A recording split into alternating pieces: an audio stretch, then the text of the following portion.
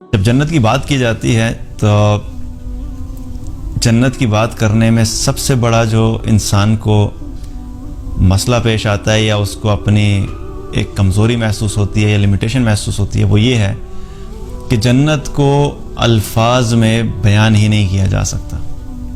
انسان جتنے مرضی الفاظ اچھے لے کر آئے، جتنا مرضی اچھا نقشہ کھینچے، لیکن جنت کا جو اصل جو جنت ہے اس کو الفاظ میں بیان نہیں کیا جا سکتا۔ ایک صحابی ہیں سہل بن سعد رضی اللہ عنہ، ان سے روایت ہے کہ وہ کہتے ہیں کہ میں ایک مرتبہ نبی صلی اللہ علیہ وسلم کی ایک مجلس میں بیٹھا ہوا تھا۔ اس مجلس میں نبی صلی اللہ علیہ وسلم نے جنت کے بارے میں بیان کرنا شروع کیا، اور بیان کرتے کرتے آپ صلی اللہ علیہ وسلم نے جنت کی بے انتہا تعریف کی، اور پھر تعریف کرتے کرتے پھر آپ صلی اللہ علیہ وسلم نے فرمایا جنت کے بارے میں کہ جنت کیسی ہے؟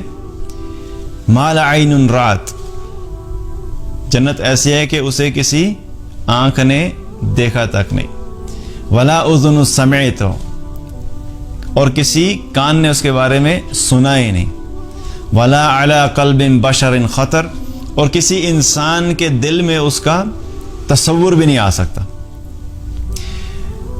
اب کسی بھی چیز کے بارے میں سمجھنے کے لیے کوئی نہ کوئی ریفرنس پوائنٹ ہونا چاہیے نا۔ اگر کسی انسان نے اس سے ملتی جلتی چیز کوئی سنی ہی نہیں، کبھی دیکھی ہی نہیں، کبھی سوچی ہی نہیں، تو اس کو آپ سمجھاتے رہے اس کو سمجھ نہیں آئے گی۔ مثال کے طور پہ ایک شخص ہے جو بچپن سے اندھا ہے اور اس نے کبھی کوئی کلر دیکھا ہی نہیں۔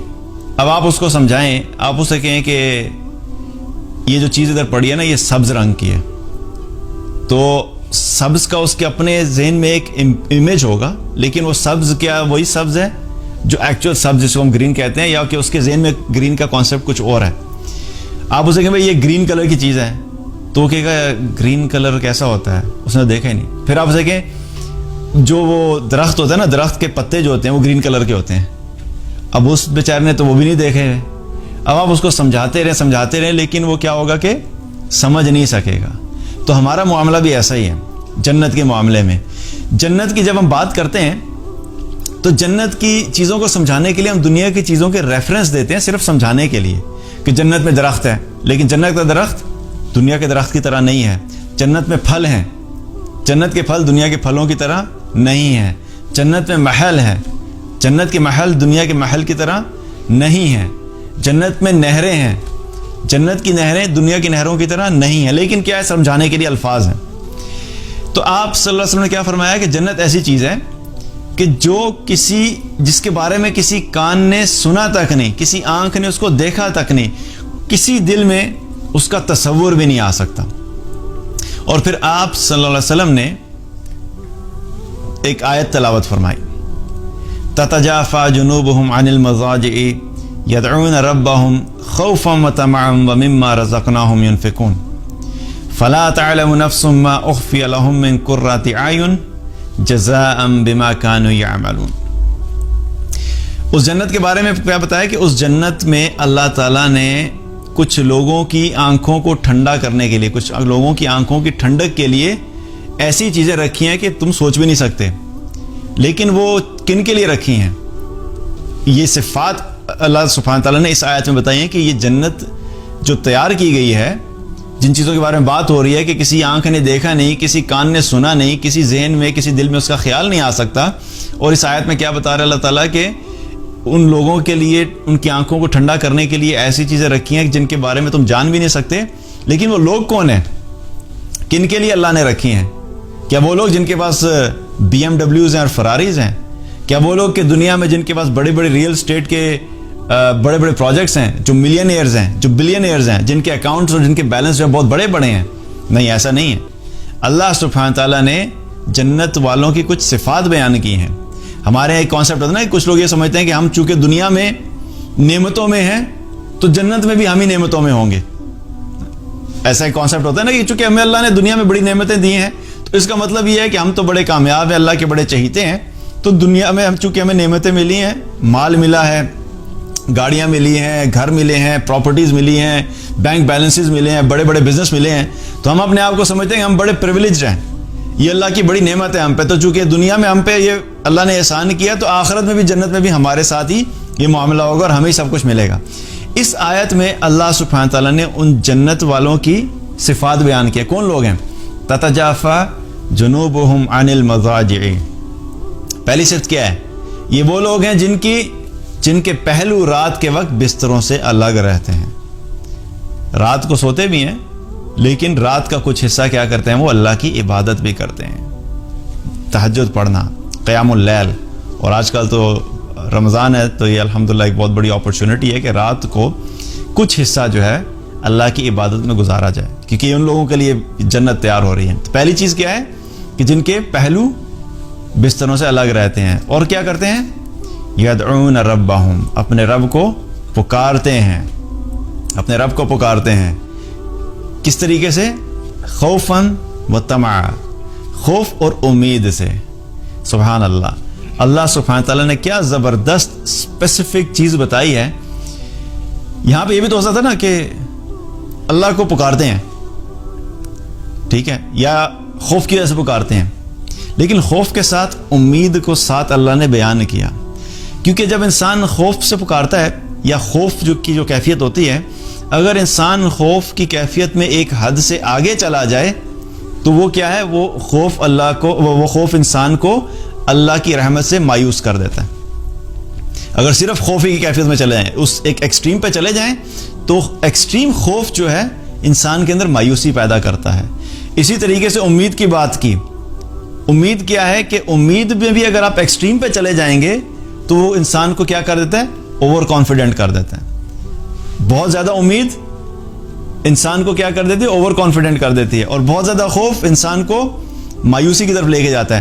تو اللہ سبحانہ تعالیٰ نے کیا فرمایا کہ یہ وہ لوگ ہیں جو اللہ کو پکارتے ہیں رات کو خوف اور امید سے، دونوں کا بیلنس رکھتے ہیں. اس چیز کا خوف ان کے دل میں ہوتا ہے کہ اگر میرے اعمال قبول نہ ہوئے تو کیا ہوگا، اگر میرا اللہ مجھ سے راضی نہ ہوا تو کیا ہوگا، اگر میرے اعمال کافی نہ ہوئے تو کیا ہوگا، اگر اللہ نے مجھ پہ رحمت نہ کی تو کیا ہوگا، اگر میرے نامہ اعمال میرے دائیں ہاتھ کے بجائے مجھے بائیں ہاتھ میں پیچھے سے پکڑایا گیا تو میرا کیا ہوگا، اگر جب نامہ اعمال کھولے جائیں گے اور جب ترازو میں اعمال رکھے جائیں گے تو میرا نیکیوں والا پلڑا ہلکا ہو گیا اور گناہوں والا پلڑا بھاری ہو گیا تو میرا کیا ہوگا. تو سب کیا ہے؟ خوف کی کیفیت ہے. انسان کے اندر یہ خوف پیدا ہوتا ہے. اور یہ جو تھوڑا بہت خوف ہے نا، یہ انسان کو موٹیویٹ بھی کرتا ہے، انسان کو اور محنت کرنے کے لیے کہ نہیں میرے پاس اعمال کم ہے، میرے پاس اخلاص کم ہے، میرے پاس ابھی آخرت کے لیے زیادہ راہ کم ہے، مجھے اور محنت کرنی ہے، مجھے اور عبادت کرنی ہے، مجھے اور اللہ کو راضی کرنا ہے. تو یہ چیز انسان کو موٹیویٹ کرتی ہے. تو خوف سے پکارتے ہیں. اور پھر دوسری طرف کیا ہے؟ امید سے پکارتے ہیں کہ جب انسان خوف کی کیفیت میں آگے جاتا رہتا ہے تو پھر فوراً انسان کو امید ہوتی ہے نہیں میرا رب بڑا رحمان اور رحیم ہے، وہ تو معاف کرنے والا ہے، وہ تو چھوٹے چھوٹے عمل کی بھی ہمیں جزا دے گا. یہ سب کیا چیزیں امیدیں پیدا ہو رہی ہیں کہ اس نے اگر 100 قتل کرنے والے کو معاف کر دیا تو وہ مجھے بھی معاف کر دے گا. اس کی رحمت جو ہے اس کے غضب کے اوپر حاوی ہے، اس کی رحمت جو ہے وہ بہت وسیع ہے. یہ سب کیا امید دلانے والی چیزیں ہیں کہ اللہ سبحانہ تعالیٰ ہمارے ساتھ معاملہ بہتر کرے گا اور اس کی 100 رحمتیں ہیں، 100 میں سے جو 99 رحمتیں وہ آخرت میں استعمال کرے گا. یہ کیا ہے؟ امید کی باتیں ہیں. تو انسان جب اللہ کے، یہ وہ لوگ ہیں جو جنت میں جائیں گے کہ جب رات کو اللہ کے سامنے کھڑے ہوتے ہیں، اللہ کو پکارتے ہیں، اور پھر پکارتے بھی کس طریقے سے؟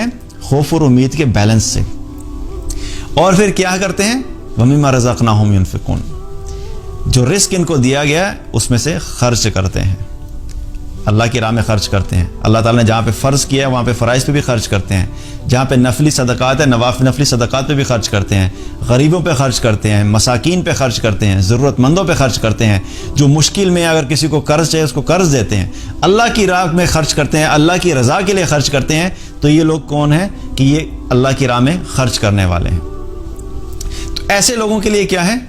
اللہ تعالیٰ نے کیا رکھا ہے کہ ان کی آنکھوں کی ٹھنڈک کے لیے اللہ تعالیٰ نے ایسی چیزیں رکھی ہیں جن کے بارے میں تم سوچ بھی نہیں سکتے. اور پھر آخر میں کیا فرمایا؟ جزاء بما كانوا يعملون. یہ جزا ہے ان کے اعمال کے بدلے میں. یہاں پہ کیا پتہ لگتا ہے؟ جنت میں صرف خواہش کی بنیاد کے اوپر نہیں جا سکتے، صرف امید کی بنیاد کے اوپر نہیں جا سکتے. ہاں نہیں مجھے بڑی امید ہے کہ بس میں چونکہ مسلمان ہوں، میں نے کلمہ پڑھا ہوا ہے، ٹھیک ہے اگر نماز نہیں پڑھتا، اگر میں نے کوئی روزے نہیں رکھے، اگر میں نے کوئی قرآن نہیں پڑھا، میں نے قرآن سیکھا نہیں تو کیا فرق پڑتا ہے، لیکن چونکہ میں مسلمان ہوں تو بس سیدھا جنت میں چلا جاؤں گا. تو یہاں پہ کیا پتہ لگ رہا ہے؟ اعمال کی بنیاد کے اوپر تو اعمال کرنا ضروری ہے. صرف خواہشات اور صرف امید جو ہے وہ کافی نہیں ہے. خواہش اور امید رکھنی ہے لیکن اس کے ساتھ اعمال کا ہونا ضروری ہے. اعمال ہوں گے تو اللہ تعالیٰ ایسے لوگوں کے لیے جنت میں وہ کچھ تیار کیا ہوا اللہ تعالیٰ نے کہ اللہ تعالیٰ ان کی آنکھوں کو ٹھنڈا کر دے گا. تو جنت کا کیا ہے کہ جنت ایسی چیز ہے کہ جس کے بارے میں دنیا میں ہم تصور بھی نہیں کر سکتے. اس لیے کیا ہے کہ ہمیں محنت کرنی ہے کہ اللہ سبحانہ تعالیٰ ہمیں ان لوگوں میں شامل کرے کہ ہم جنت میں جانے والے بن جائیں، اور نہ صرف جنت میں بلکہ جنت الفردوس میں جانے والے بن جائیں.